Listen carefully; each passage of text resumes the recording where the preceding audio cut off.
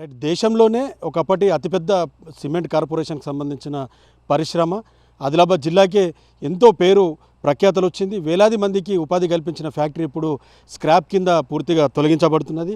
నిన్న మొన్నటి వరకు కొన్ని ఆశలు ఉండే సిమెంట్ కార్పొరేషన్ ఆఫ్ ఇండియా దీన్ని మళ్ళీ పునఃప్రారంభిస్తుంది, పీపీపీ మోడ్లో కానీ లేదా కేంద్ర ప్రభుత్వం తీసుకొని దీన్ని ప్రయత్నిస్తుంది అన్నది ఒక ఆశలు ఉన్నప్పటికీ కూడా ప్రస్తుతం ఈ అతిపెద్ద భారీ పరిశ్రమ పూర్తిగా స్క్రాప్ కింద పనులన్నిటివి ప్రారంభమైంది. సో దీనికి సంబంధించి పూర్తి స్థాయిలో స్క్రాప్కి సంబంధించిన పనులన్నిటివి జరుగుతున్నాయి.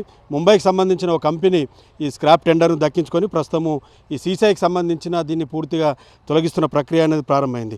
1982 ఆగస్టు 15న ఈ భారీ పరిశ్రమ దేశంలోనే 12 అతి భారీ సీసీఐ ఫ్యాక్టరీలో ఇదొకటి. ఇది ప్రారంభమైంది. అప్పుడు చాలా సంవత్సరాల పాటు విజయవంతంగా నడిచిన ఫ్యాక్టరీ ఒకసారిగా 1998లో దీనికి సంబంధించిన ఉత్పత్తి నిలిచిపోయింది. కేంద్ర ప్రభుత్వం అప్పటికి సంబంధించి జిప్సమ్ కానీ మిగతా విద్యుత్ సంబంధించి కొంత సబ్సిడీలు దీనికి కేటాయించకపోవడం వల్ల పూర్తిగా ఇదంతా కూడా కనుమరుగు అవుతున్న పరిస్థితి మనకు కనిపించింది. రాను రాను పూర్తిగా ఎంప్లాయీస్ అందరూ కూడా వీఆర్ఎస్ తీసుకున్న పరిస్థితి. ఆ తర్వాత నెమ్మదిగా సీసీఐకి సంబంధించిన ఈ పూర్తి స్ట్రక్చర్ అనేది తొలగించాలన్న ఒక నిర్ణయం తీసుకుంది. ప్రతిసారి ఎన్నికలు వచ్చిన టైంలో సిమెంట్ కార్పొరేషన్ ఆఫ్ ఇండియాని ప్రారంభిస్తామని ఎంపీ ఎలక్షన్ కానీ ఎమ్మెల్యే ఎలక్షన్లు కానీ ప్రతి ఒక్కరూ హామీలు ఇచ్చిన పరిస్థితి మనం చాలా స్పష్టంగా చూసాం.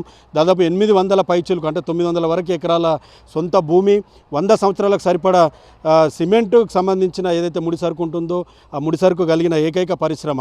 సో ఈ చుట్టుపక్కల ప్రాంతాల్లో ఉన్న ప్రైవేటు భారీ సిమెంట్ ఫ్యాక్టరీలన్నీ కూడా పూర్తిగా ఇక్కడ సక్సెస్ఫుల్గా రన్ అవుతున్న పరిస్థితుల్లో కేంద్ర ప్రభుత్వ రంగానికి సంబంధించిన ఈ సంస్థ మాత్రం పూర్తిగా మూతబడ్డ సిచ్యువేషన్ మనకు కల్పిస్తుంది.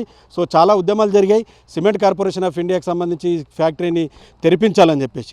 కానీ రీసెంట్గా టెండర్ జరిగింది. ఆ టెండర్ ప్రక్రియ ప్రకారం చాలా సీక్రెట్గా అత్యంత రహస్యంగా ఈ సిమెంట్ కార్పొరేషన్కి సంబంధించిన ఈ స్క్రాప్ పనులు అనేటివి జరుగుతున్నాయి. 3 ఏళ్ల పాటు పూర్తిగా స్క్రాప్ని తొలగించే విధంగా ఒప్పందం జరిగింది. ఆదిలాబాద్ మున్సిపల్ కౌన్సిల్కి ఎలాంటి సంబంధం లేకుండా, కౌన్సిల్ తీర్మానం లేకుండా ఈ స్క్రాప్ పనులు అనేటివి కొనసాగుతున్న పరిస్థితులు మనకు చాలా స్పష్టంగా కనిపిస్తున్నాయి. చాలా విమర్శలు వస్తున్నాయి.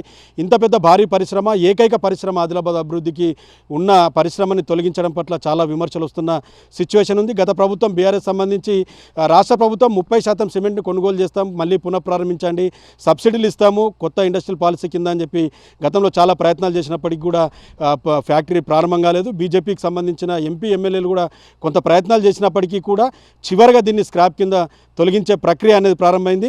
3 ఏళ్ల పాటు పూర్తిగా ఈ ఫ్యాక్టరీని తొలగించే విధంగా కాంట్రాక్టర్ టెండర్లు అయితే దక్కించుకున్న పరిస్థితి. ఒకప్పుడు ఎంతో గొప్పగా వెలుగొందిన cement corporation of India Adilabad ఇప్పుడు పూర్తిగా నేలమట్టం కాబోతుంది.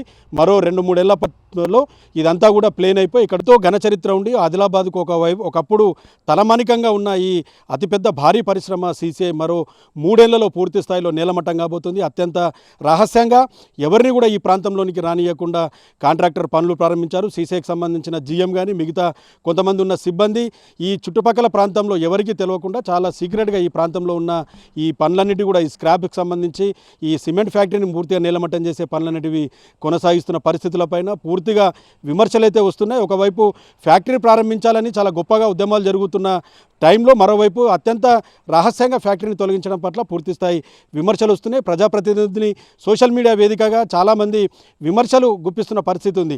ఎందుకు సిమెంట్ ఫ్యాక్టరీని ప్రారంభిస్తామని చెప్పి ఎన్నికల టైంలో హామీ ఇచ్చారు, ఇప్పుడు ఎందుకు నేలమట్టం చేస్తున్నారు, స్క్రాప్ కింద ఎందుకు అమ్ముడు చేస్తున్నారు అన్న దానిపైన పూర్తి స్థాయిలో విమర్శలు అయితే వస్తున్న పరిస్థితి మనకు చాలా స్పష్టంగా కనిపిస్తుంది. కెమెరా పర్సన్ చందుతో ప్రేమ్ సాగర్, 10 టీవీ, ఉమ్మడి ఆదిలాబాద్ జిల్లా నుంచి.